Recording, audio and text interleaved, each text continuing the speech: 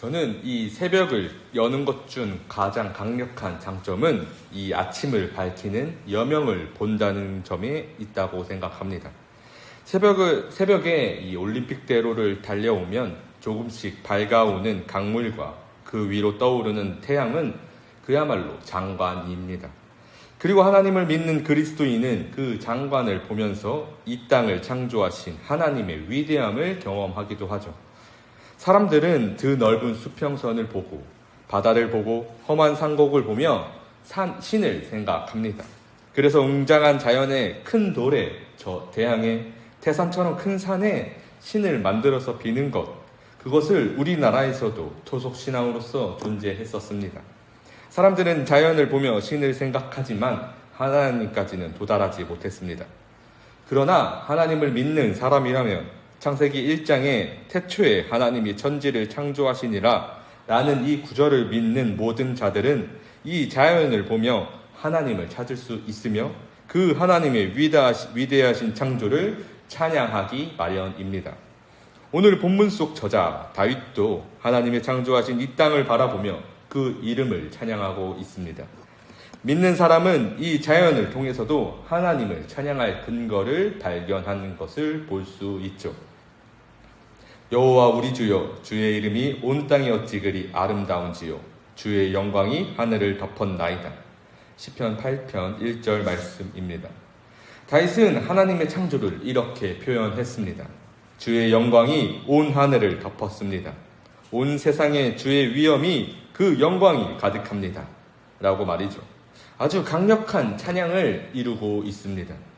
그 영광, 그런데 여기서 재밌는 것은 하나님의 권능이 얼마나 강력한지도 표현하고 있죠. 막 태어난 젖먹이와 어린아이들도 하나님을 찬양하고 대적들은 그로 말미암아 잠잠해진다고 하고 있습니다. 하나님의 권능은 그 어린아이들로 더 위엄있게 더 영광을 높이도록 나타나고 있습니다. 여기서 대적은 하나님을 모르려고 하는 자들, 스스로 위엄있다 하는 자들이며 젖먹이들은 하나님께 권세가 있고 그 권세로 말미암아 하나님을 경외함으로 살아가는 주를 믿는 겸손한 자들이라고 생각해 본다면 하나님의 권능이 누구의 손을 들어주겠습니까?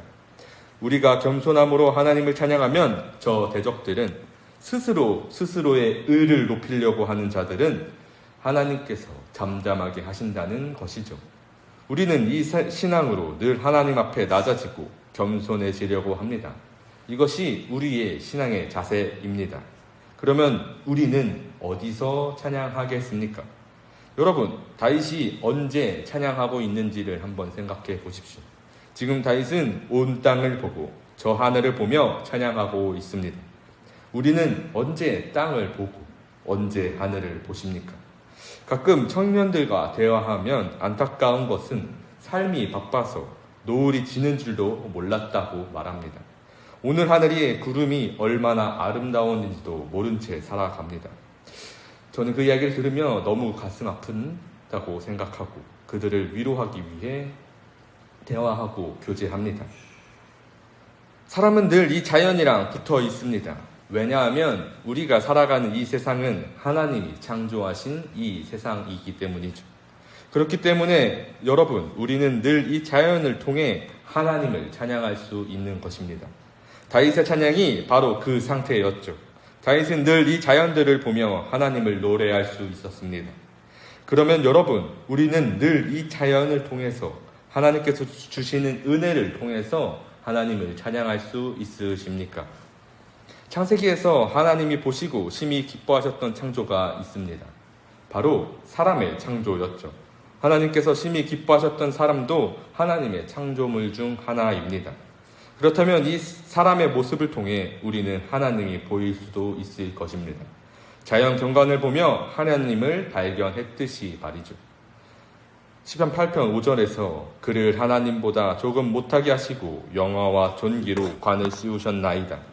하나님께서는 사람을 하나님보다는 조금 못하게 하셨고 영화와 존귀로 관을 씌우셨습니다. 사람에게 나타난 은혜는 여기에 있었죠. 하나님의 형상으로 지음받은 우리는 하나님께서 지으신 이 세상을 다스릴 권세를 받았습니다. 그러나 그것은 하나님처럼 된 것은 결코 아닙니다. 이 자연을 다스릴 권세를 주신 그 하나님의 영광 안에서 하나님의 영광을 높이기 위해 우리는 이 사람들은 다스려야 합니다. 그리고 그렇게 하도록 하나님은 우리를 돌보시죠. 시편 8편 4절 함께 읽겠습니다. 사람이 무엇이기에 주께서 그를 생각하시며 인자가 무엇이기에 주께서 그를 돌보시나이까. 그러니 여러분, 우리는 우리를 돌보시고 지키시는 하나님을 경험하신다면 우리를 지으신 하나님을 찬양할 수 있을 것입니다. 우리의 삶에서 하나님의 영광을 높이며 이 자연을 다스리는 그 권세를 우리에게 주셨다는 것을 말이죠. 시편 8편 6절 함께 읽겠습니다. 주의 손으로 만드신 것을 다스리게 하시고 만물을 그의 발 아래에 두셨으니 우리에게 주신 권세는 하나님으로부터 말미암은 것입니다.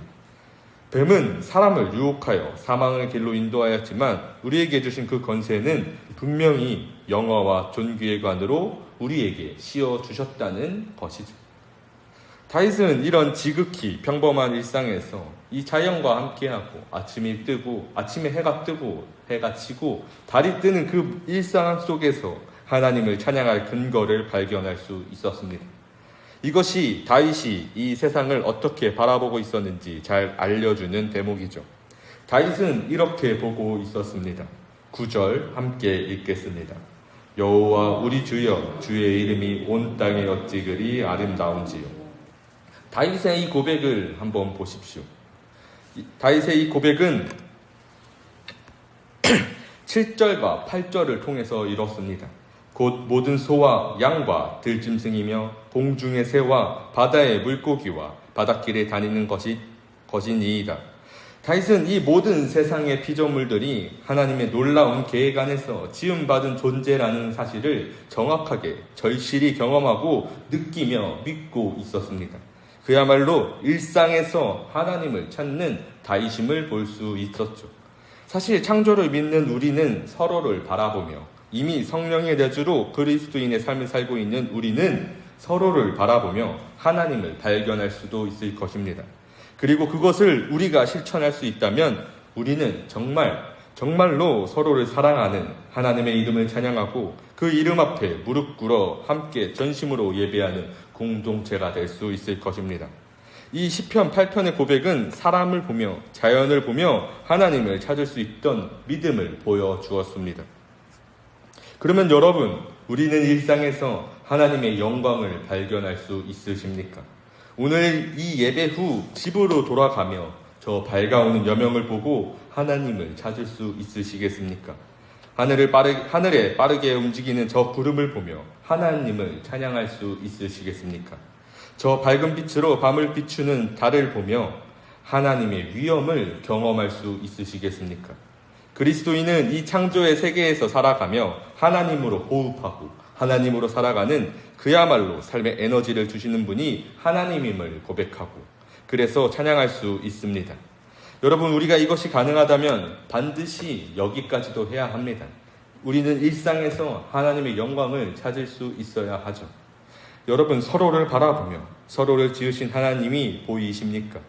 우리를 지으신 하나님이 보이십니까? 그러면 여러분, 우리는 서로 손을 잡고 하나님을 찬양할 수 있을 것입니다. 하나님의 위엄을, 그 영광을 찬양할 수 있을 것이죠. 내 안에 계신 하나님을, 저 천지를 지으신 하나님을, 우리를 사랑하신 하나님을 찬양하는 그 영광을 진심으로 찬양할 수 있는 저와 여러분이 되기를 간절히 소망합니다.